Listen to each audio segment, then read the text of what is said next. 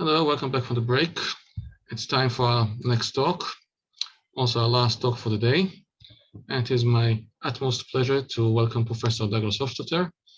Douglas Hofstadter published books on a wide variety of topics, books and essays, such as AI, cognition, mathematical themes, virtual music, also language and translation. And tonight he'll talk about language and translation. And the title of the talk is Traditore Translator, Traitor, Translator, Trader. In this talk, he'll talk about his observations about the English translation of David Grossman's A Horse Walks into a Bar, and also some observations about his own translation of a different novel. And for the Q&A session, he will be joined by Jessica Cohen, who translated David Grossman's book into English. So let's go ahead.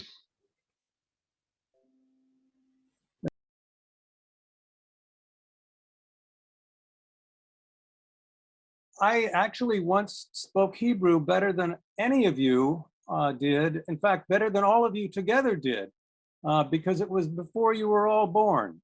And I was in Israel, and I spent about a month in Israel. And so I learned some Hebrew, and presumably none of you were alive at that time, or if you were very small, 1959. And I was in a moshav at Kfar Mordechai. It was called Kfar Mordechai near Gedera. And I spent time there. In fact, one of my crushes was there. And I learned a bunch of Hebrew expressions, such as Toda Rabba, Erev Bakfar, Ata Meshuga, Ata Psichi, Ata Hole Ruach, Haim Ata Rotze Lalechet Labricha, Ani Lo Medaber Ivrit. And most of all, the most important Hebrew phrase that I learned was finita la commedia. That really was the great one that I learned at that time. And I figured when I remembered all of this, I thought, okay, that must qualify me for being a speaker at this conference. So I'm going to begin with a provocative question. Let me see here. There's the Parthenon. And the question is, I assume you can see it, right? Okay, yep, good. So there's the Parthenon. And the question is, have I ever been in the Parthenon? Since I've never been in Greece. And the answer is, yes, of course I've been in the Parthenon, because when I visited my friends in Nashville, Tennessee, I went into this building and I spent a half an hour in this building. So yes, of course I've been in the Parthenon. But on the other hand, it's not quite the same environment. It doesn't quite have exactly the same feeling. It doesn't have the same color. There's a lot of stuff in common, but it's been reconstructed. It's been, it's got all sorts of things that are different. What would make me be able to say that I have been in the Parthenon? For example, if they dismantled the Parthenon in Greece and flew it over to the United States and rebuilt it in Nashville, Tennessee, and I walked into it, would I then be able to say I've been in the Parthenon? What exactly allows me to say I've been in the Parthenon?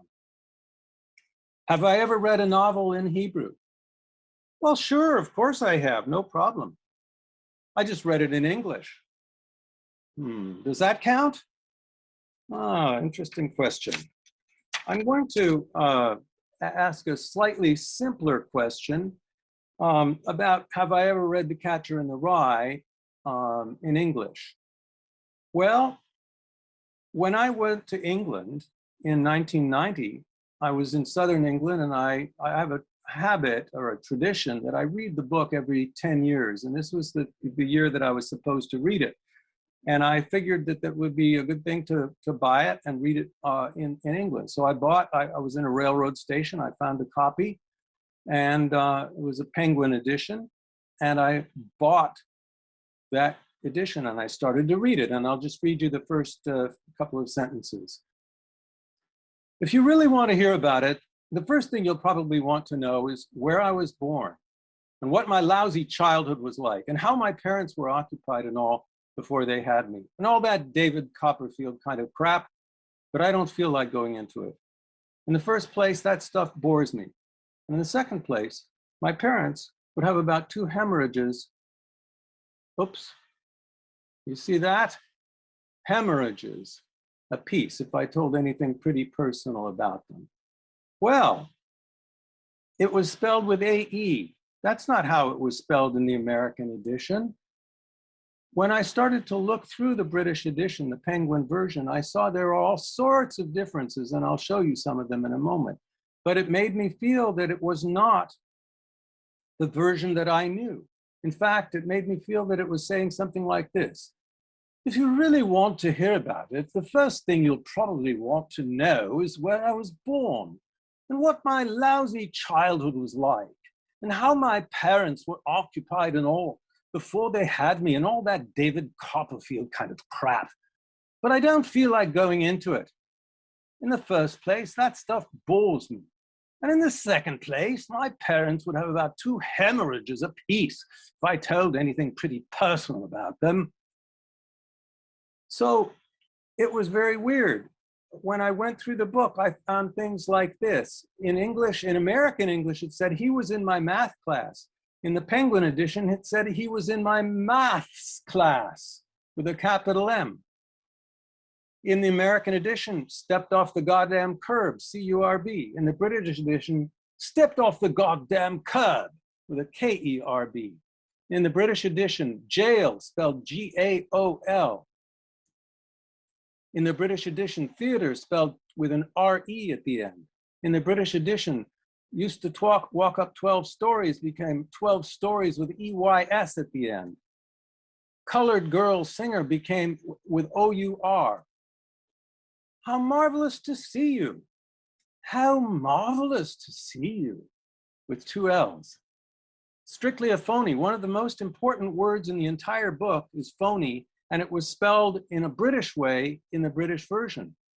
In the summertime was hyphenated, etc., etc., etc. Thousands. Oh, I forgot. Look up about 3 lines where it says, how marvelous to see you. Notice that in the American version, it's got double quotes.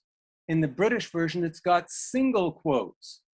The whole way through, all the quote marks were single. Every time I saw it, it threw me. It was, the book was filled with thousands and thousands of betrayals. It felt nothing like reading it, and I was so glad when I got back home and I got my old American version and I read that one instead, because the other one had just really knocked me for a loop. So this idea of the betrayals is what there is a very common theory that says translation consists of nothing but betrayals. That's the nature of translation. At the best, it's failure, all sorts of failures. Traduttore Traditore, meaning translator, traitor. Well, this is a rather pessimistic phrase, to think that translation consists of nothing but betrayals. On the other hand, look at this very translation here. I've translated, or anyone could translate it in this way, translator, traitor, and by God, it gets the meaning across very well in 2 words, and it also sounds phonetically very similar, just as it does in Italian. In fact, one could argue that the English translation is equally good or possibly even better than the Italian original. So the phrase itself undermines itself because it shows that you can translate perfectly both form and content, both semantics and phonetics. One can do very well. So my attitude is much more optimistic than this sort of cheap soundbite that comes from Italian. I changed it into translator trader. The idea being that a translator is somebody who makes trade-offs all the time, sometimes gaining a little bit, sometimes losing a little bit, but overall, if the translator is good, coming out even. And so that's, it kind of balances out in the end. In fact, I wrote a book, or a booklet, I really should say, that had this title, Translator Trader, and a subtitle as well, which I'll show you in a moment, some years ago. And it's not a very well-known book, but I'm very proud of it, and I'd like to talk about it today a little bit. It all happened when I don't remember exactly when it was. Oh, I guess it was in the early 2000s, about 2004 or 2003, somewhere in there. I read the novel La Chamade by Françoise Sagan, a French novelist who I admired. And I was so taken with the novel, I was so moved by it that I wanted to translate it. So Françoise Sagan wrote it in 1965.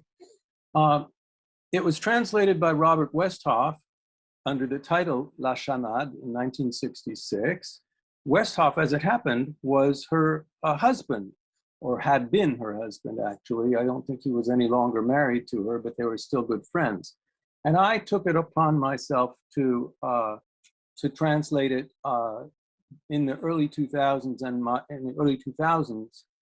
my translation came out in 2009. But there's the cover of it, and I called it that Mad Ache. I might comment that Mad Ache, M-A-D-A-C-H-E, is the same as C-H-A-M-A-D-E. It's an anagram of chamade. Chamade meaning very strong heartbeat, but it means of powerful emotions, extreme powerful emotions, and so that Mad Ache was my title. So that's the cover. But I was so involved in thinking about what I was doing while I was translating the book that I wrote what I thought was going to be a foreword and then maybe an afterword. But in the end, it turned out to be an entire booklet, a companion volume, which was published on the other side of this volume. And I called it Translator Traitor, an essay on the pleasantly pervasive paradoxes of translation. And here is the cover. So the two books are bound together, one on each side. So paradoxes of translation. In Translator Traitor, I laid out 4 paradoxes. I'm going to talk about 3 of them now and then 1 of them later. So let's talk about the paradoxes of translation. 3 paradoxes. The first one is what I call the wrong tongue paradox. Second one is the wrong style paradox. And the third one is the wrong place paradox. So let's go into each of these a little bit. I'm talking really, of course, about novels. I'm not talking about translating washing machine repair manuals. I'm not so concerned with that. I'm talking about translation of novels. So the wrong tongue paradox, let's talk about that. The very concept of authorship is profoundly muddied by the act of translation. As I give my examples, Confucius didn't know English. How could he have written in English? Shakespeare didn't know Polish. How could he have written sonnets, not just sonnets, but rhyming metrical sonnets in Polish? Pushkin didn't know a word of Hebrew. How can he have written a novel in verse in Hebrew? Can you really say it's by Pushkin when he didn't know a single word of Hebrew? How can this whole book be by Pushkin? The wrong style paradox. So when somebody, a talented writer, rewrites a book in their own way, using their own native language, they're replacing the style of the original by their own style. That's a blatant violation of authorship. As I say in the middle paragraph here, how can person B rewrite author A's book from top to toe and then claim that the resulting sequence of words is still by author A? To make my point in a different way, but similar, I've been paraphrased often in writing by other people, and I find that very often in the same language, they're writing in the same language, another native speaker will take what I wrote and say it completely differently in a way that I would never say. And that doesn't, they're trying to say the same thing. They're trying to say exactly the same thing in my native language, and it violates authorship. So just imagine how much more it is if you change language. The wrong place paradox. Okay, when characters are constantly using idioms that are deeply rooted in another culture, they're transplanting the scene of the action to another part of the globe. I call this transculturation. So I'm going to talk a little bit about transculturation now by talking about a spectrum of different levels of localization of words or different weddedness to the culture that they belong to. So I'll begin with words that are fairly universal. Here's just a small list of words that I think you could say are fairly typical and fairly universal in any language. And, but, with, maybe, food, drink, son, old, daughter, sand, shut, wit, pith, baby, mood, pink, run, cold, water. Those are pretty universal. Now let me move a little bit away, a little bit less universal, but still quite universal. Sailboat, schoolhouse, lighthearted, bittersweet, bad luck, sky blue. Can you see this, by the way? Can you see these light? Okay, the sky blue words. To remarry, to oversleep, notwithstanding, nevertheless, to give up, to make peace, to eat out, to get up early, rotten apple, sweet victory, to play favorites, to get away with it, never again, all of a sudden, most of the time, out of control. On the other hand, as far as the eye can see, cigarette, elevator, and so forth and so on. I'd like to just comment on the word elevator because it occurred in La Chamade and ascenseur in French, and I was thinking, of course, you translate it by elevator, but at the same time, it occurred to me that, you know, when you have an elevator, a person in America who grows up with elevators in America, they're usually very big with very thick doors, and they move very slowly, and they're automatic. They sort of take into account all the button pushes on the different floors. But when I lived in Geneva when I was a kid, and I would take elevators in the apartment buildings of all my friends. Those elevators were very tiny. They usually were inside cages so that you could actually see where you were. You would be moving up and down inside the building, and you would see the spiral staircase going up and down around you. And they were not automatic. I mean, if somebody had pushed a button and you were going, it wouldn't stop on their floor. It would just pass by them and so forth. There were so many differences between elevators in Geneva and elevators in America.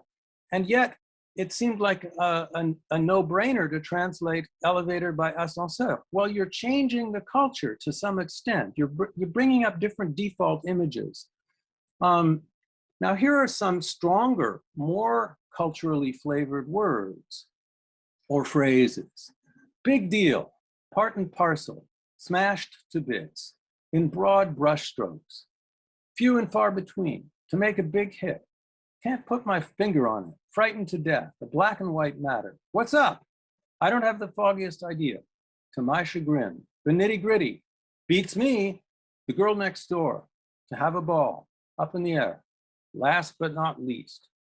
And now I'm going to move to a set of words that are very deeply rooted in cultures. There are a lot of different cultures, and I'm going to just mix them up. But I just want to give the flavor, profoundly culturally flavored. You may not know a lot of these because some of them are old-fashioned, some of them are extremely rooted in America, in rural America, or in Jewish America, or in Britain, or in Valley Girl talk, but I'll just give you some of them anyway. I'll just read them. Gee willikers, yee-haw, shucks, gonna grab me some grub. The bee's knees, you betcha, darn right.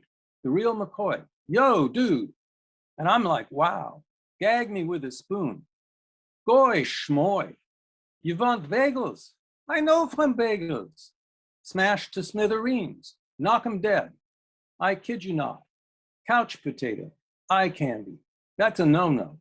He's one cool cat. I'll just pop off to the loo. Blimey, jolly good fun. It's your go. So that's a bunch of very deeply flavored words that put you into a place or a time or both. And if you use those in your translation, you are going to effect some degree of transculturation. And that is almost inevitable. That's a no-no, as in Catcher in the Rye, with all those well, I won't say misspellings, but all those British spellings. Now, in order to give you a very concrete feel for this in the context of a translation, I'm going to talk about my own translation of La Chamade. And I'm going to give you a paragraph from the original French, then Robert Westhoff, and then myself. So here's the original paragraph by François Sagan. C'était agaçant, cette manie qu'avaient les gens richissimes de ne faire jamais que des affaires, d'avoir des réductions chez les couturiers, des prix chez Cartier, et d'en être fière. Elle avait échappé à cela, Dieu merci. Elle n'était pas de ces femmes qui cajolent leurs fournisseurs quand elles ont les moyens de faire tout autrement. Now, here is what Robert Westhoff did with this paragraph. It was irritating, this mania that the ultra-rich had for always getting the better part of an affair, to have a rebate from the dressmaker, a discount at Cartier's, and to be proud of it. She had escaped all that, thank heaven. She was not one of the women of means who haggled with tradespeople. Well, it's fairly literal. It's not exactly literal, but it corresponds pretty well. And it doesn't feel like it's deeply rooted in America, for example, even though her ex-husband was American. Now I'll give you my translation. And you can already see that there's some difference because not only is it in a different color, but it's got 7 lines instead of 5. So here's my translation. God, it was a drag. This obsession of the super rich for doing nothing but swinging deal after deal. Wangling discounts from dressmakers, cousin prices at Cartier's, and being pleased as punch with themselves for these trivial accomplishments. At least she'd not fallen into this trap, thank the Lord. She wasn't one of those coy rich dames who finagle each and every seller into giving them sweeter deals when they don't in the least need to do so. Well, when I translated that, I felt very like I was taking a lot of risks because I felt like I was risking bringing the whole novel across the Atlantic, that I was using so many phrases that belong to my native way of speaking that I was worried. On the other hand, when I didn't think about it so much and just read it as an ordinary paragraph, it felt pretty okay. So it was a little unclear to me how much I was really affecting transculturation, how much I wasn't. To give some perspective on this, I'm going to talk a little bit about the first time that I ever encountered transculturation, and that was long before I'd ever translated anything myself. It was when I was a graduate student in roughly 1970, and I had heard about Alexander Solzhenitsyn, and one day I heard him on the radio in an interview, and I was very impressed by him, and he was talking about his book, A Day in the Life of Ivan Denisovich. And so I went out to a bookstore, actually just a drugstore, and I saw the book, a paperback edition of it in one of those rotating things, and so I bought it, not naively thinking that I was just going to the Parthenon. It didn't occur to me that there were different ways of translating. I just thought I was buying the book. I thought I was going right into the Parthenon. It never occurred to me that I should question anything about it. I guess I forgot to show you these pictures. Okay, I have to use the metaphor that I use to talk about taking liberties. So you take a walk. Here you are walking from a house, coming back. You have a dog on a leash. If the leash is tight, like with Robert Westhoff, then the dog stays pretty close to you. And there's the dog in green. Low temperature, meaning not many risks taken, and a short leash. In my case, where I was translating it, it was high temperature. There was a long leash. The dog was much freer to walk around, much freer to deviate from the original pathway of the dog's owner.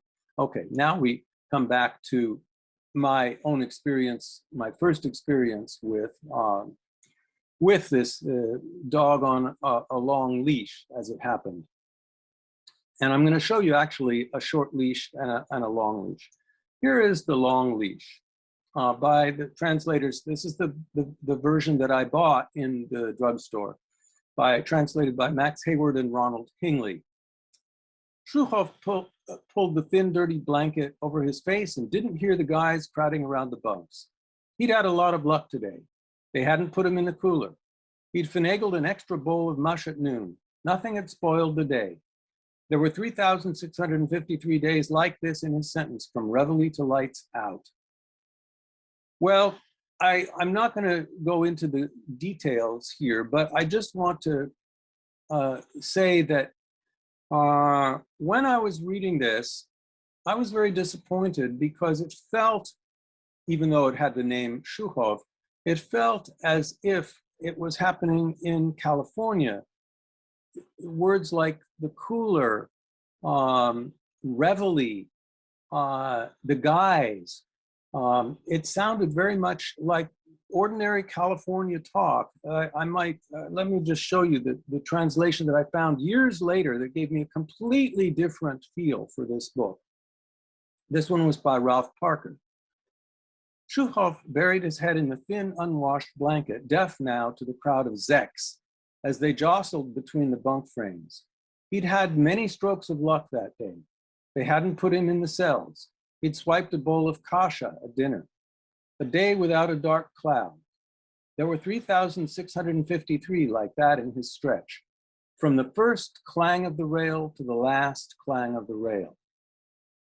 Now, this was really interesting to me. I mean, replacing guys by zeks, replacing a lot of luck by many strokes of luck, replacing a bowl of mush by a bowl of kasha, replacing nothing had spoiled a day with a day without a dark cloud, and most importantly of all, the reveille to lights out. Reveille is a song, or it's a bugle piece that we know from movies and things like that. It's a well-known song or piece for a bugle, and it has nothing to do with a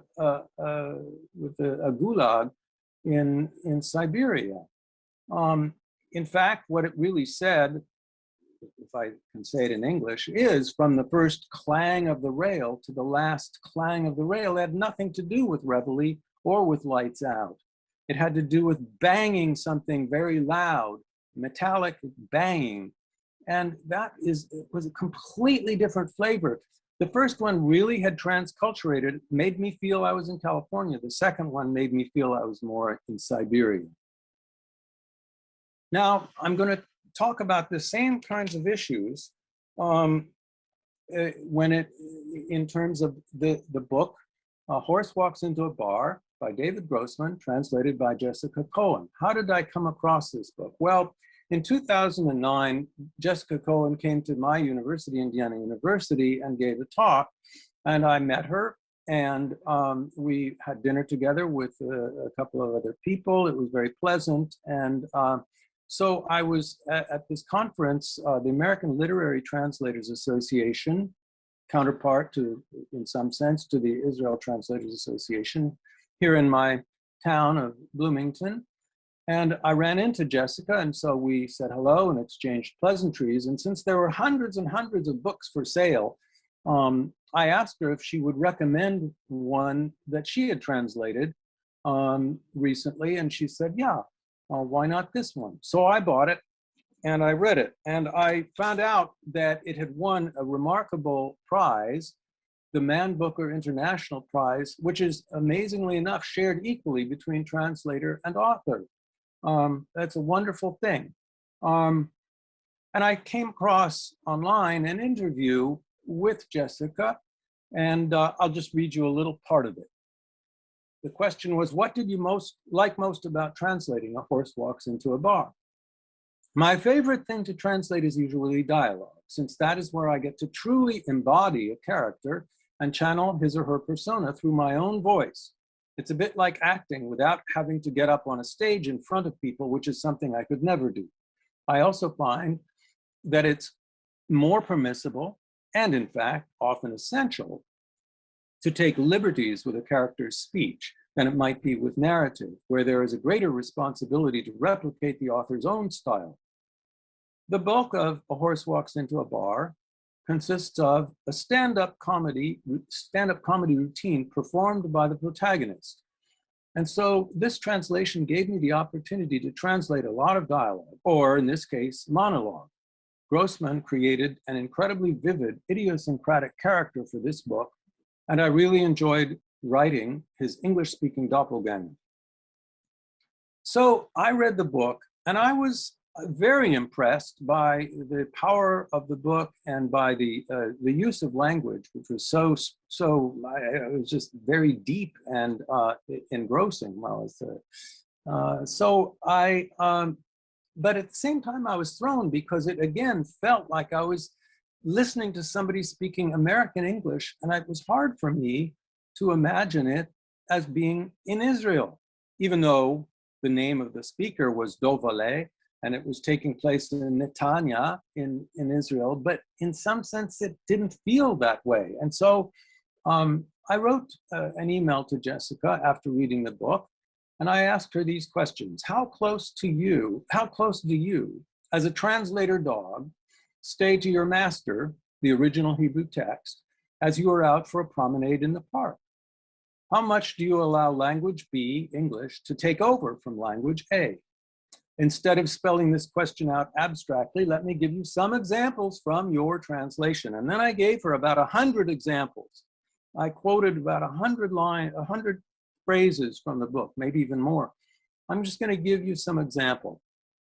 So, I gotta say, well, this is interesting. I mean, it's 5 letters in English. I put the part in English, the part in red the part that I'm interested in red. How does somebody in Hebrew say I gotta? What does that exactly mean when you combine the 2 English words got to into one word and then spell it got to with the wrong vowel at the end? How can somebody be speaking Hebrew who is saying I gotta say? Ain't it so? How can somebody who's speaking Hebrew say ain't it so? That's got a lot of connotations to a native speaker of English. What exactly are those connotations? It's hard to spell them out, but do those connotations really exist in the same way in some word in Hebrew? Count them, 5. Notice the apostrophe. That means the first 2 letters have been left off. Are we supposed to assume that 2 letters were left off at the beginning of a Hebrew word? What does it exactly mean to put an apostrophe there and put it in quotes? You see, it's in quotes. It's saying, this is what Dovale said. He said, count them 5. Long story short. Well, in English, of course, we have a phrase, to make a long story short. But when people are telling stories, they often abbreviate it. They say, long story short. They leave out 3 words, to make a. They just say long story short in order to make the long story even shorter. Well, maybe you can do something similar in Hebrew, but this is a very American, or perhaps British, I don't know, but it's a very American kind of thing to do. How can Dovale be saying long story short? Listen up, Netanya baby. Listen up is a phrase that is a current phrase. It sounds a little bit like rap to me. And Netanya baby also sounds extraordinarily colloquial, like a little bit like the words of popular songs. So how can he be saying that in Hebrew? This one really threw me. The immortality of the soul. So here you take an English swear word and you take a long word of Latin origin, and you throw in an Anglo-Saxon swear word right in the middle of the Latinate word, the immortality of the soul. How can that be in quotes? How can Dovale have said the immortality of the soul when speaking Hebrew? Easy peasy. That's another phrase. It means extremely easy. And it's another phrase, actually, I only learned it a few years ago, although I'm sure it's been around for a very long time. And I thought, again, this rhymes in English. What does it mean for Dovale to be saying easy peasy in Hebrew? Actually, it turns out Jessica answered a lot of these. She didn't answer all 100, but she answered a few of them for me. And she said easy peasy actually was a very natural one. It was an easy peasy thing to translate because she said it came from a Hebrew phrase, kalei kalut, which apparently means very, very easy. And so kalei kalut, becoming easy peasy, was fairly natural, and she thought it fit perfectly. So that was a nice example of how she could justify having him say easy peasy in English. Going on. Anywho. Now, anywho is, of course, a distortion of anyhow, and there are certain kinds of people that I associate this phrase with in English. It's kind of a corny sense of humor. It's a way of changing the topic, but doing it in a kind of a humorous manner. But when people do it, they usually do it over and over and over again. I mean, it's a characteristic of their speech. It's not just a one-shot thing, and it conjures up a whole character to me. Somebody, because I never say anywho, but I know some people who do, and it gives me a flavor of their personality. So it again has a lot to do with being rooted in the American culture. Again, how can this be being said in Hebrew? Ixnay on the funerals already. If you don't know what this means, this is Pig Latin. Pig Latin is where you take a word like horse and you take the first letter off, H, and you put it to the end, and then you put AY after it. So horse becomes orshay, or big becomes igbe, or pig becomes igpe. So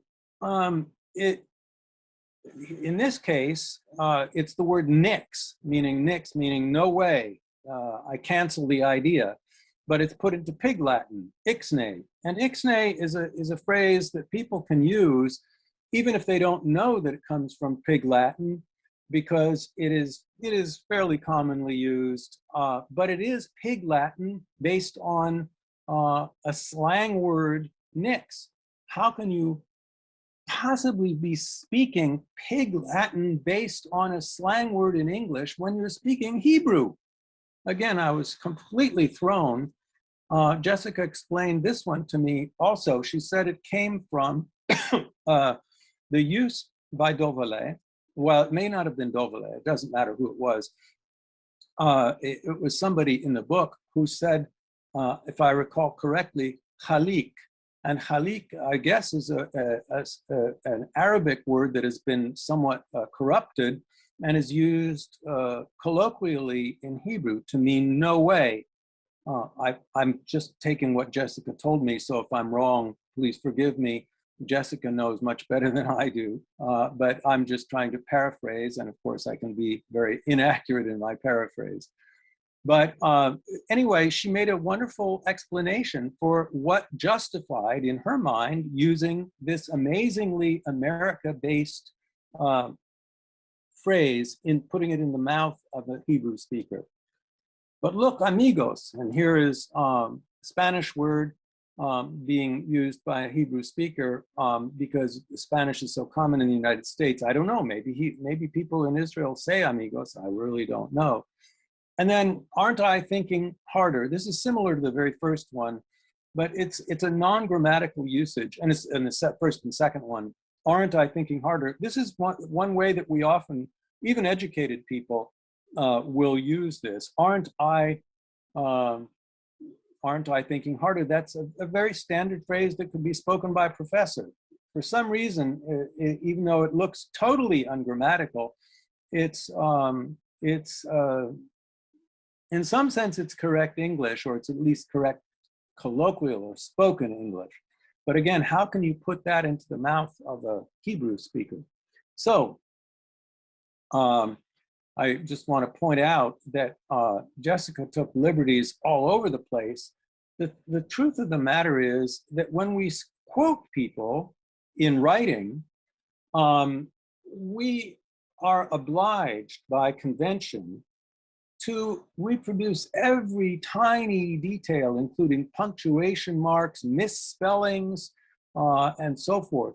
You can't do any tweak whatsoever. But when we quote somebody who was speaking or writing in a foreign language, you can do anything you want. You can tweak it, you can modify it, you can completely overhaul it, and you can get away with murder. It's quite amazing. And that's what Jessica was doing. And it's also what I was doing when I quoted that paragraph about the cousin prices at Cartier in my translation of La Chamade. But it made me worried. I don't know if it made Jessica worried or not. So here is more of my email to Jessica. Issues like this kept on burning in my brain as I was reading your virtuosic and powerful words. I was getting very strong feelings from your masterful words and phrases, but at the same time, I felt befuddled, bewildered, perplexed, and disoriented. Your philosophy seems to be to Americanize the language as much as you possibly can, exploiting slang, idioms, and America-rooted terms to the hilt. Whereas I, in rewriting La Chamade in American English, leaned a little bit in that direction, but also felt I had to restrain myself all the time to keep the story on the east side of the Atlantic. I struggled very hard to avoid using extremely localized words and phrases, that is, localized to America. Although admittedly, another part of me felt tempted to use exactly that sort of word or phrase, as is exemplified by my very long leash or high temperature passage involving cousin prices at Cartier's. It was a strange and constant tug of war between two totally opposed forces in my mind. So Jessica replied. Here is part of what she said. She had a very long reply, even longer than my original email. She said, "You have hit the proverbial nail on the head with this comment. I find it very confusing to think of these phrases being said by someone who is speaking Hebrew." Yes, of course. If you think about that, the whole endeavor of translation falls apart. And as she says, reading a translation and producing one, I suppose, demands a staggering suspension of disbelief. Of course, a Hebrew speaker would never say any of these things, as they don't exist in Hebrew. And yet, we do read translations. We must read translations, and we therefore must translate. Paradoxically, I think I've become more aware of this mind-bending fact the more I've translated. Also, the more I translate, the more liberties I take with the original text. And the farther away from it I get in my translations, dog on a long leash. And I have no doubt this has made my translations much better. In a sense, it has made my translations much closer to the original. The long leash keeps the dog even closer because they reproduce, I hope, the effects of the original words rather than the words themselves. So this is very interesting. This is really paradoxical, as she says, and that brings me to the fourth paradox in Translator Traitor, which is what I call don't trust the text paradox. The idea is that translation involves ideas and images that go way beyond the words on the page. Machine translation goes only from words to words, bypassing ideas. There are no ideas in machine translation. There are no images created. There's no understanding, just words to words. Whereas for a human translator of high quality, the ideas that are conjured up by the words of the original create vast images, clouds and clouds of images. They stir up memories of stories in your life, of episodes in your life. They create huge amount of imagery, And that's what goes into the words that you choose in the output. So as I wrote in my book, Translator Traitor, in one place, I say, were I forced to adopt the principle of rigid faithfulness to the author, meaning sticking very close to the words, I would give up translating, for it wouldn't allow me to use my own mind, my love for words and language. Instead, it would just turn me into a dull automaton, experiencing no joy in the act. Why translate anything if doing so is emotionless from start to finish, or worse yet, painful from start to finish, as you obsequiously squelch one after another of your carefully considered artistic judgments? So Jessica, in her email, said this, and I'm coming to the end of my talk, and I'd like to quote what she said. More and more, I think of myself as an author when I translate. Much to my delight, someone else, in this case, David Grossman, has already done the heavy lifting, thought up the plot, invented and fleshed out the characters, faced the dreaded blank page, and I get to piggyback on their hard work and have fun playing with language and making it sound right in English. So far as I'm concerned, it's a much more enjoyable version of authoring than the original authors. And I understand completely what she's saying because, of course, I've done that myself in translating novels. And I must say also that as an author who has been translated, I have a friend named Roberto Musa, who is from Chile, who has translated one of my books from English into Spanish. And he was at first he was constantly consulting with me. He was always asking me for permission to do things that he thought were very long leash. And I said after a while, because he was a very good friend and I trusted him implicitly, I said, Roberto, stop asking me all these questions. You are a co-author.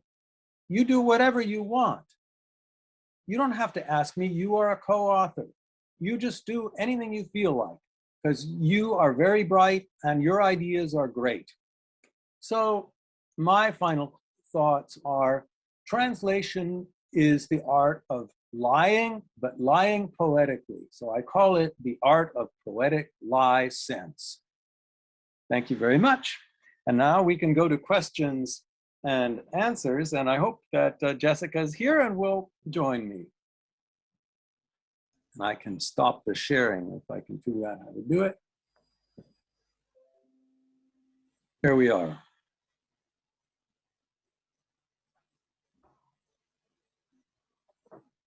First of all, I just want to say it was a great talk. In fact, we've been in this conference since 10 o'clock this morning. It's now 7:15 in the evening. And I was debating whether to stay on this late, and I'm so glad that I did. Oh, thank you. How kind of you. Thank you very much. I want to blow up the person who's speaking in large, and I don't know quite how to do it. Can you tell me how to do that? Yeah, if you go to view at the top right corner, you can choose view. I hit speaker. Okay. Okay, great. Okay, now it works very well. Okay, excellent. Okay. So was that Naomi Schenker who was speaking? Yes. Oh, okay, great. Thank you very much. Of course, it's very kind of you. Appreciate it very much. Jessica, are you here? I am here. Hi, everyone. Hi. We have some questions in the chat. Can you see the chat? Yeah. Question from Michael Horneman. What about being true to the voice of the original? Is that a question for me? We assume? Well, I mean, that's a big question. It's, you know, I think this is one of the places where, one of the things that Doug quoted that I said about the distinction between translating dialogue and translating narrative, where, of course, everything is the voice of the original author because the characters are, you know, the author's invention, but still, the way I see it intuitively is I take the characters, in other words, the dialogue portions of a book, as something that I can play around with a bit more, because they really, really need, you know, when someone speaks, it just has to be believable. You have to be able to see that character in your mind, and more importantly, hear the character when you're reading the book. And to me, that is licensed to go a little bit further than I would otherwise. And I think one could make the argument that the narrative portions are more of the author's voice. Of course, that voice can change from one book to the next book, but written by the same author. But that's where I will, I guess, put more thought and more effort into what I know about the author and what they're trying to achieve in this book, what I think comes across in the narrative. That's somewhere where I would be more hesitant to stray. I would keep. Can I comment on something here? Because this is fascinating, because the passage that I chose from La Chamade, that I said I went way out on a limb with high temperature and so forth, was not in quotes, but it was in a certain sense narrative, but there must be a term for it. I don't know the formal term for it, but it's where the author plunges into the mentality of a character and adopts the mindset of the character. So it said, God, it was a drag. That's how it began. God, it was a drag in my translation. I think it said something like "C'était agaçant" in the French, and God, it was a drag. It's what the character Diane is thinking, and it's her thought. So it's her train of thought, but it's said in it refers to Diane as she. It doesn't refer to her as I, but as she. So in a sense, it's halfway poised between dialogue or monologue and narrative. It's right in between. It's interesting. Yeah. So I would expand maybe what I called dialogue before. Let's expand that to anything that is the character's kind of perspective or center of consciousness, right? So you could have a book that is, you know, in fact, a book that I'm going to be translating soon is almost entirely kind of a stream of consciousness of the main character. So yes, it's not in quotes, it's not dialogue, but I might apply the same kind of ideas, because this is the character's voice as opposed to some kind of omniscience or, you know, objective, quote unquote, voice of the narrative. Okay, sure. Anybody wanted to ask something? Yeah. Hi, can I speak? Sure. Yeah. First of all, thank you very much. It was fascinating today. And I'm sitting here with my favorite translation, Thank which you. I've read and reread, and it's wonderful. That's so kind of you. I really have to say thank you so much. And my question for both of you, if you'd like to address it, is about translating between two cultures which are not balanced, in the sense that when I or we translate from American into Hebrew, into Israeli, we can assume that many things are known to the reader. While for Jessica, when she's translating from an Israeli book to the American audience, there's much less that she can take for granted, that they know, that they understand, that they have in the back of their mind. So my question is about this imbalance between cultures and how it affects the norms of translation between them. Jessica, that's a question for you, but I have a question to go with it. Have you translated in both directions? Have you gone from English to Hebrew and Hebrew to English? Not really. So certainly not with literature. When I used to do commercial translations, I did sometimes translate into Hebrew, more, you know, technical or, you know, non-literary texts. Washing machine repair manuals. Yeah, exactly. Yeah, and I didn't, even with that, I didn't feel very comfortable doing it. My writing in Hebrew is just not at the same level as my English is, even though I grew up in Israel. So no, not really. But as to the question, look, I think that's a question that everyone who translates into English has to contend with, because English language, or let's say particularly American and to a lesser extent British audiences, are just not familiar with other cultures. I mean, Americans are very America-centric. They do not, I think, are often, you know, tend to be willfully ignorant of other cultures and countries. So there's very little that you can assume an American reader will know about another culture or another language. So it's They'll not have heard of the Eiffel Tower. They know what the Eiffel Tower is. Pretty much. So yeah, it's always a question. Look, I don't, I'm of the view that you don't have to immediately understand everything you read. I mean, when we're talking about fiction, about literature, I think it's fine to leave in some terms or phrases or cultural references that may not be immediately familiar to a reader. And they then have the choice of, you know, either going to look it up or asking around or skipping ahead if it's not crucial. Or what I will try to do in some cases is kind of what's known as a stealth gloss, which is trying to find a way to sneak in a little bit more context, a bit of an explication that wasn't there in the original. That's not always possible. It's almost never possible in dialogue because it just sounds fake. But there are sometimes ways of just providing a bit more context.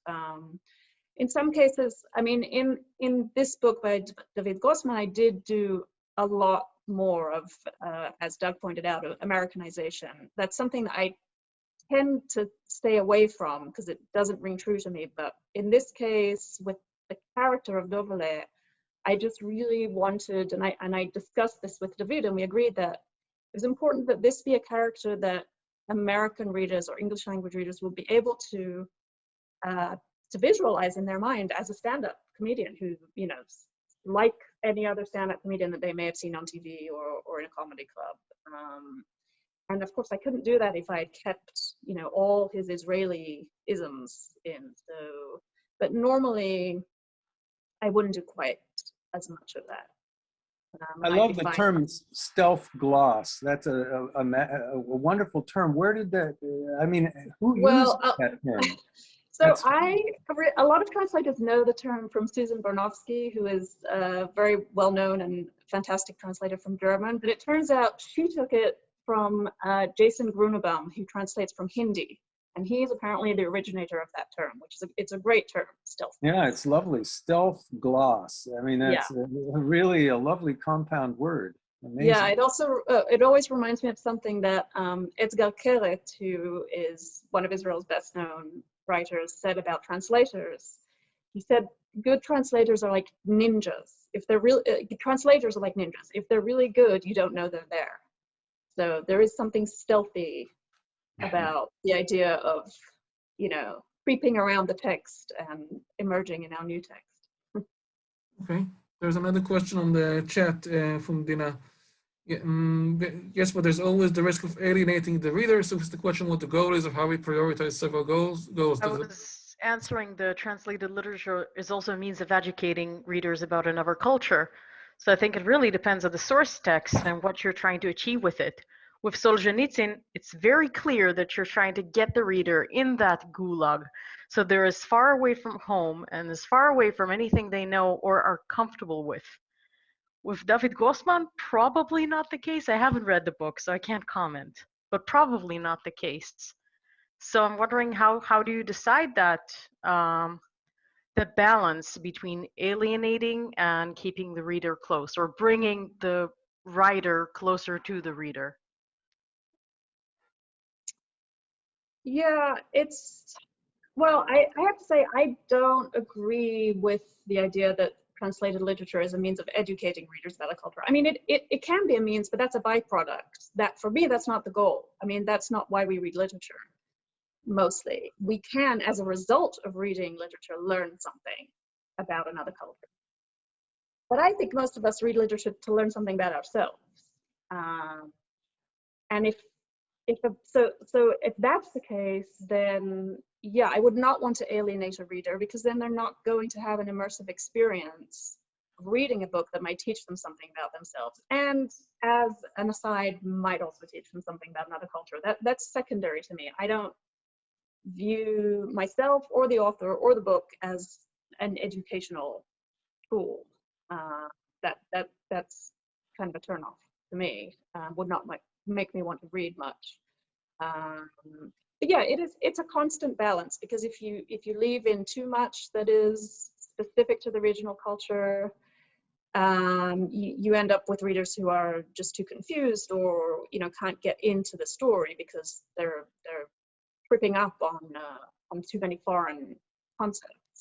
Let me comment on one example in my translation of La Chamade, that Madègue, in French as well. It's a story about a woman, Lucille, who has two men in her life, Charles and Antoine. Charles is older and old-fashioned, and he and Lucille, they say vous to each other, the more formal form of address, whereas Antoine is closer to her age, and he and Lucille say tu to each other.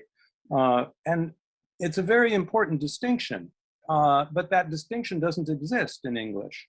And so I was faced with the question of what to do with that distinction, because she has these two men in her life, one of whom she vouvoise and the other of whom she tutoise. And that's very interesting. And so I decided in the end that I would use, since the book is being not heard, but of course it could be read aloud, but I'm thinking of it as a visual thing. So that I would use you with a capital Y, capital Y-O-U to mean vous, and lowercase y-o-u to mean tu. And I used that convention all the way through. And I found, well, I don't know. I mean, I can't tell you what a reader would say, but I thought it was a very effective way of doing it because it was very subtle.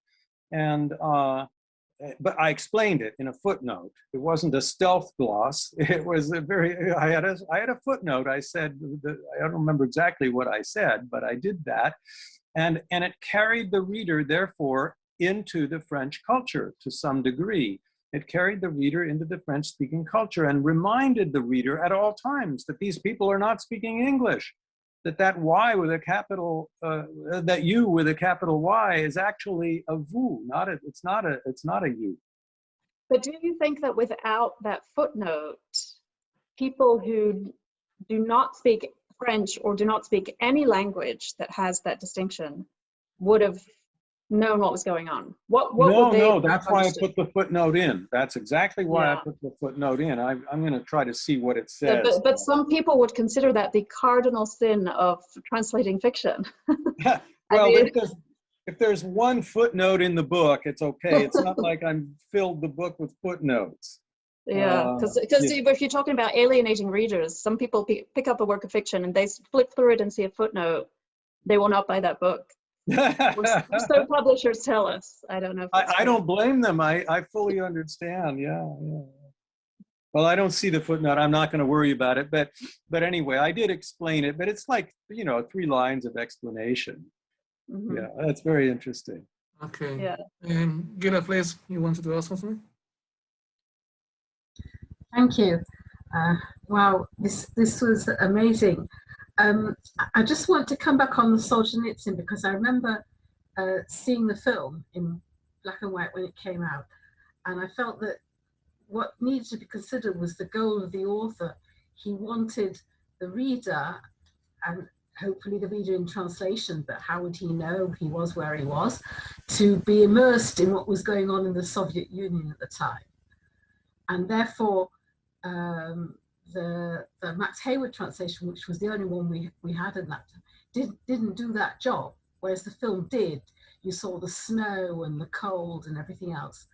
And with David Grossman, the question is, so how far, and with the Chamade, how far does the feel of French or Israeli culture come over in the translation when you use different lengths of a leash at different places in the book? And do people give you feedback to that effect? And by the way, thank you for this book because I've not finished it, but it's been great.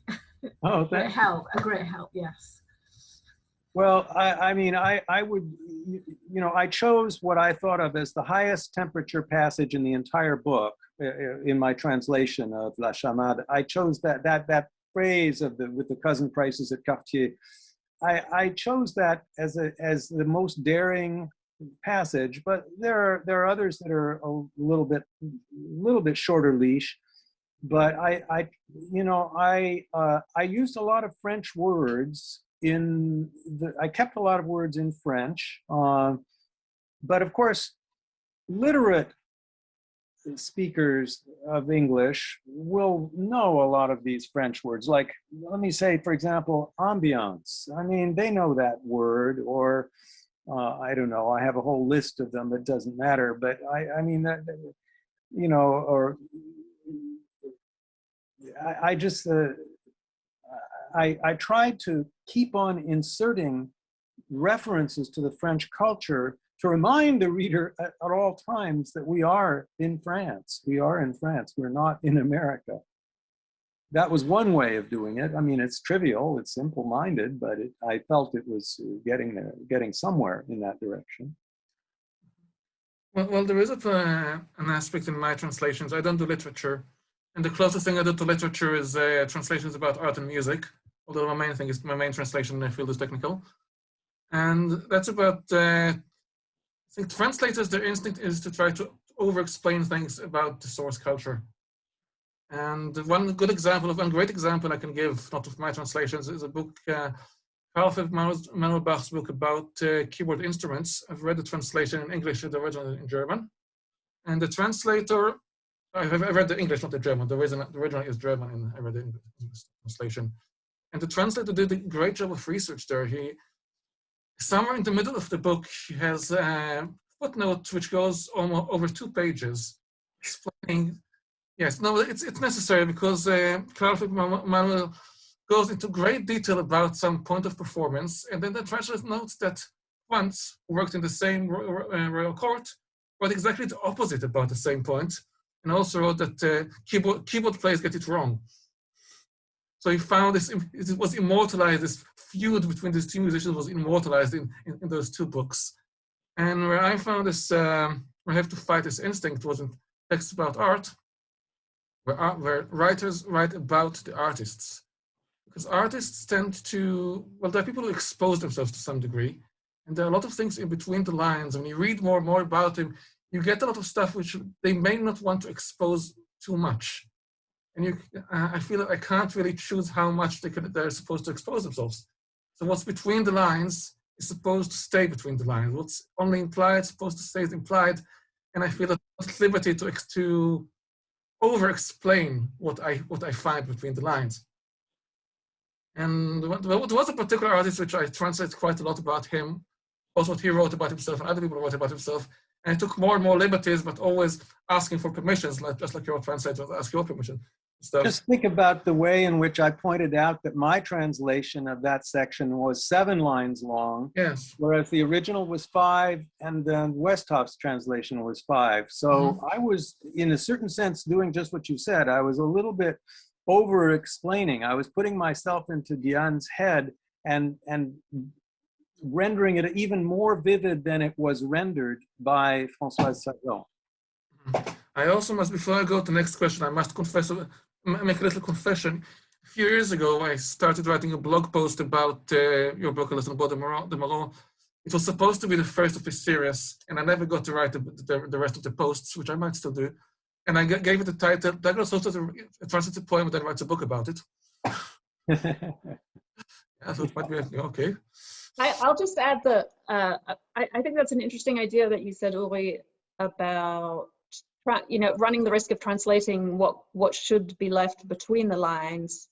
I do think that we need to know what is between the lines, we as translators. And an example that comes to mind is the book I translated, a novel I translated 3 or 4 years ago, where it's a very minor, it's not even a plot element, it's just a tiny scene in the book where the character is remembering a toy he played with when he was a little boy, and it was some Lego toy that had kind of a conveyor belt and something ran down, and there was a description of the toy, and I looked it up online and I kept trying to find this thing, and I knew when it was supposed to be from, kind of like early to mid 70s, and I couldn't find anything about it, and I asked people I knew who would have played with Lego in that era and they didn't know it, and it was driving me crazy that I couldn't find this real toy. Now, I didn't need to know what it looks like because I had the Hebrew description right there, but to me, it felt important that I have more information than what was just in the words, even though it wasn't going to end up in my translation. But that background, those associations, the allusions need to be something that translators are aware of in order for that same weight to carry over to the translation, I think. Okay, Dina wants to ask another one. Yeah, I was going to ask about, there's a whole discussion going about you and vous and how to translate that. It's in the chat if you want to open the chat. And I had a similar problem in a translation I did. I had to translate something called Cocoana. It's an old lady in Romanian, but not old lady in the sense that you understand it in English. It's more like a familiar old lady that you respect, but you're not afraid of. And I couldn't get that feeling across. And what I did with my co-translator is just shift that respect in the sentence from the noun to a verb or to a interjection. I don't remember what we did. We kind of shifted it to just create the effect.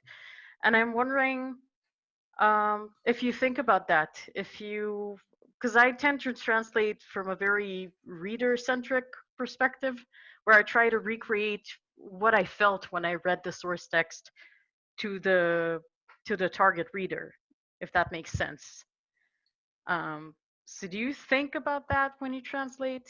Or, I mean, Jessica, you must think like that, or maybe not consciously, but you do that in dialogue a lot. Yeah, I do. And I do particularly with humor, with jokes, where often, you know, the worst thing for a joke is to be forced, right? Because it's not going to be funny. So if I spend a lot of time trying to translate a joke or find an equivalent, it's just not working, I will sometimes, either just by sheer luck or through effort, I will find a different place that's close enough in the text, ideally in the same sentence or the same paragraph or the same scene. If I see an opportunity to do a different joke or a pun or a wordplay or whatever it is, I'll take that opportunity. And, you know, I will consult with the author and say, look, this is going to work here. Can I do it here instead? And I think I used the term in our email exchange about that, and I called it compensatory translation. I don't know. You did. That was exactly the term you used. Yeah, that was great. Yeah. Okay. Yeah, because some, you know, if you're looking at the book as kind of the sum of its effect, then I think it's legitimate to, you know, take an effect that you can't fit in one place and put it in another place. Yes. Okay, Renat, you wanted to ask something? I wanted to ask if both Douglas and Jessica, if you used to consult readers from time to time about translating idioms from the source to the target language, because there are so delicate nuances. For example, Amos Oz once he wrote in his famous novel, A Story of Love and Darkness, that the process of writing is a very delicate art of selecting words, particular idioms. For example, the distinction between light blue and bluish, for example. So do you use to consult other writers or readers in the target language? Or I did. I certainly did when I was doing my translation of La Chamade. I read it aloud. I consulted with two native French speakers who read it from beginning to end. I read it aloud to my mother when you know, the English version, I read it aloud to my mother, and I think I had two other native English speakers. So I had people, native speakers on both languages, and we consulted in enormous amounts in both languages. And we, at times, we disagreed violently about the meaning of certain phrases actually in the original. It was fascinating. I would have two native speakers disagreeing with each other about what the original meant, and then I had to make up my mind what I wanted to say. But I certainly involved a lot of people in that translation process. I do that less. Sometimes I do. If I do need to consult, I'll usually try to find someone who doesn't know anything, who doesn't speak a word of Hebrew and isn't Jewish and doesn't know anything about Israel, because those are the people who I want to, pass muster with. But I don't do it all that much, I have to say. I think I'm pretty possessive about my translations, and I don't tend to be very good at like the idea of co-translating, which I've done once, and it was a great experience, but it's a big challenge to me. I kind of make it my own, but I do know that once I'm done, it will be read by, in some cases, like say in the case of David Grossman, it'll be read by his agent and a couple of other people in her agency. It'll be read by at least one editor, if not two, and the British editor, the American editor, the proofreaders. So I know that it's going to go through many readings that will catch anything that doesn't sound right.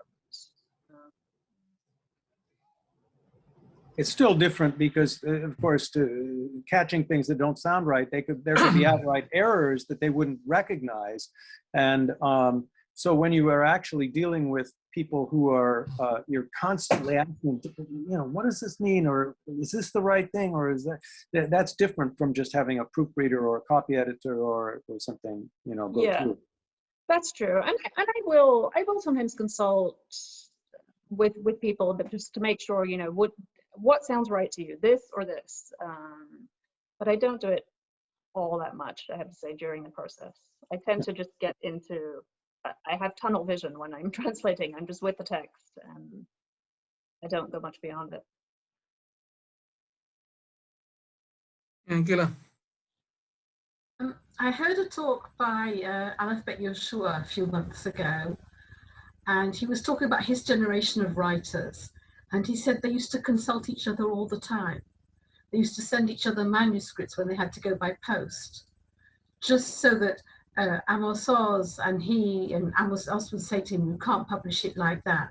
And he said it doesn't happen in the younger generation, which is already middle-aged, of Israeli writers. So maybe this consultation thing is something that the younger writers and translators are just more possessive about their work than the older generation. It's an interesting question. I've never thought about that. Of course, one accepts one's own personality as being normal. One doesn't think that there would be the opposite style, as you say, of being just completely, I don't know how to say it, self-confident and just asserting, this is the way I'm going to do it and that's it. I don't care what anybody else thinks. Yeah, I'm not sure either. I mean, I do consult with other translators. I have, a small group, excuse me, a group of colleagues who translate from Hebrew, although not only, I have translators from other languages who I consult with and collaborate with on all kinds of, translation adjacent things. And I will sometimes send them bits and pieces to read. And, I wouldn't say, I don't think I've ever sent anyone a whole manuscript, but specific questions that come up, we'll consult each other. So I don't know if that's equivalent to the way writers used to be. And yeah, I think there has been a generational change in that, especially in Israel, where it used to be kind of this small, what they call the literary republic, which doesn't really exist all that much anymore. Things are more diffuse, I think.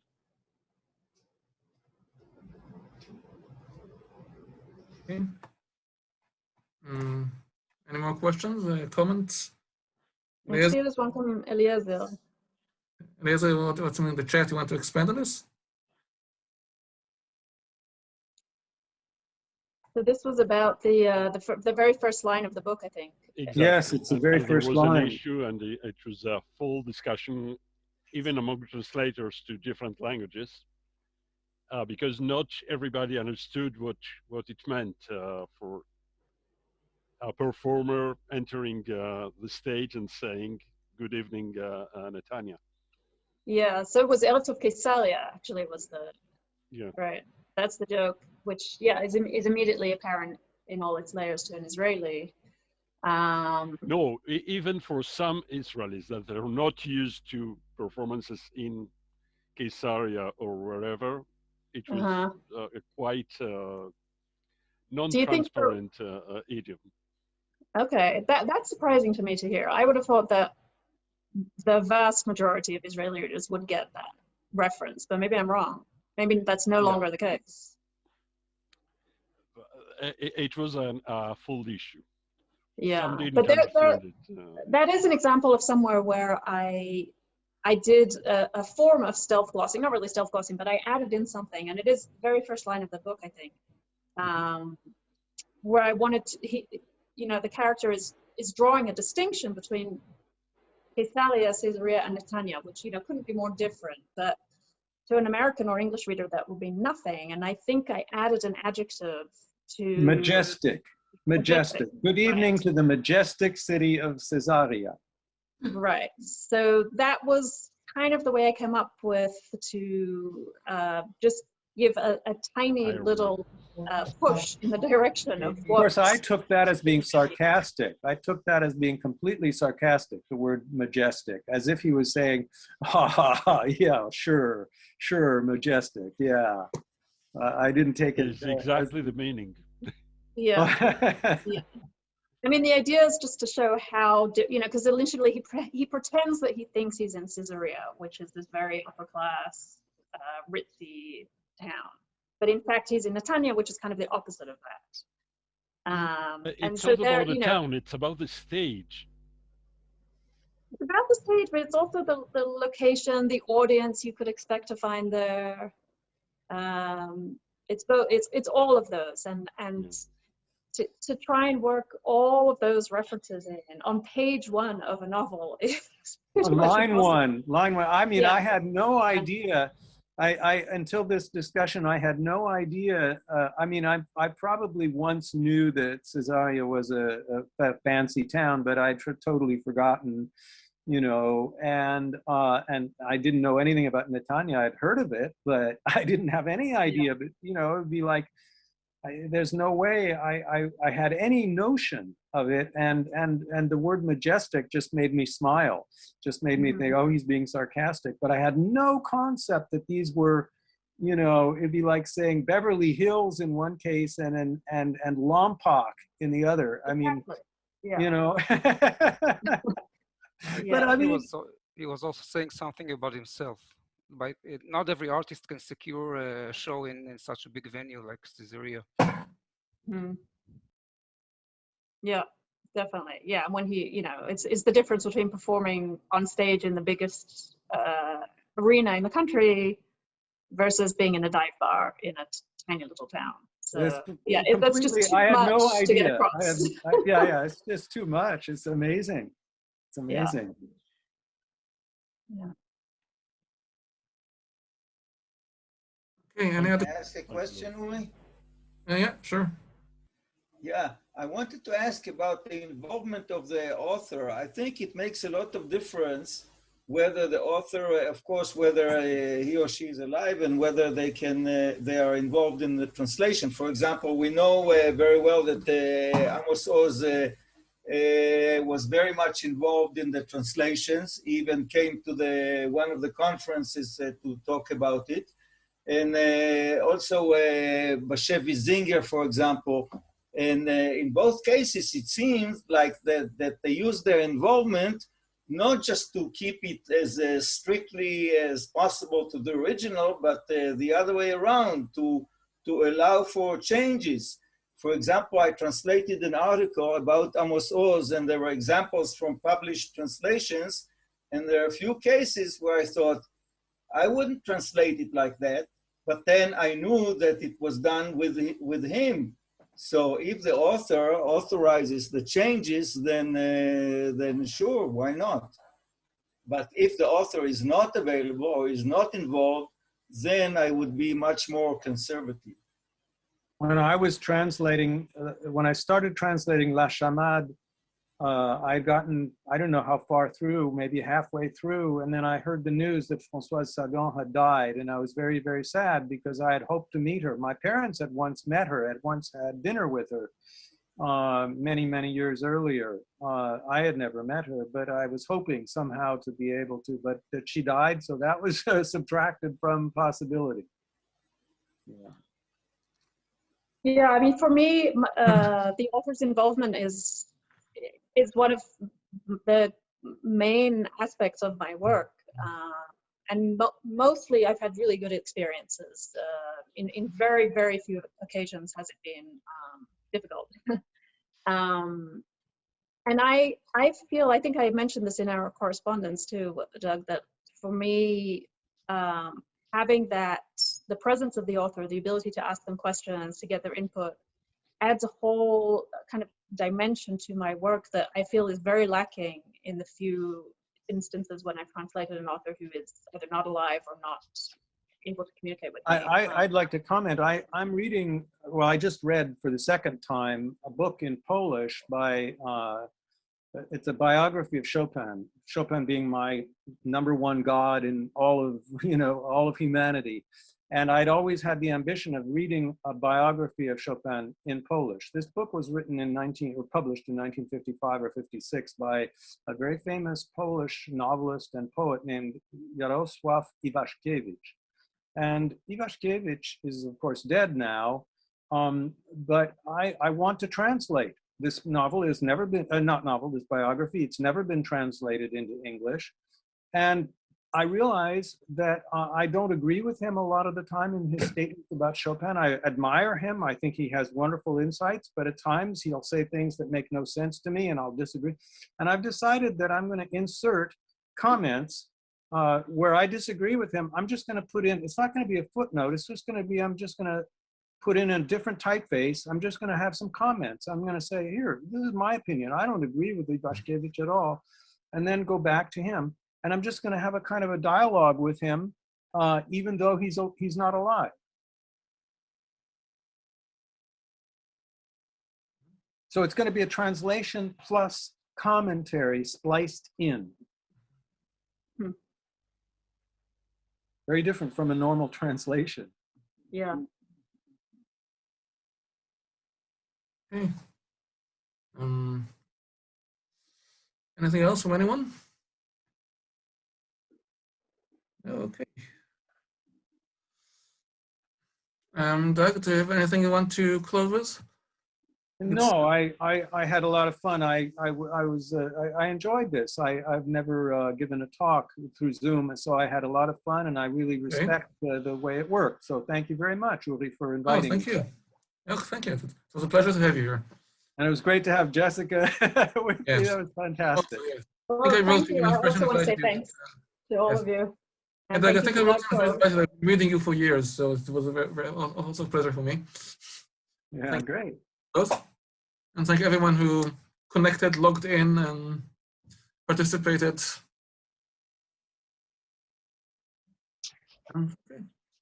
Anyone just oh, we have a few thank yous in the chat. Everyone in the chat saying how wonderful the talk was. And thank you. Great. Yeah. Okay. Great.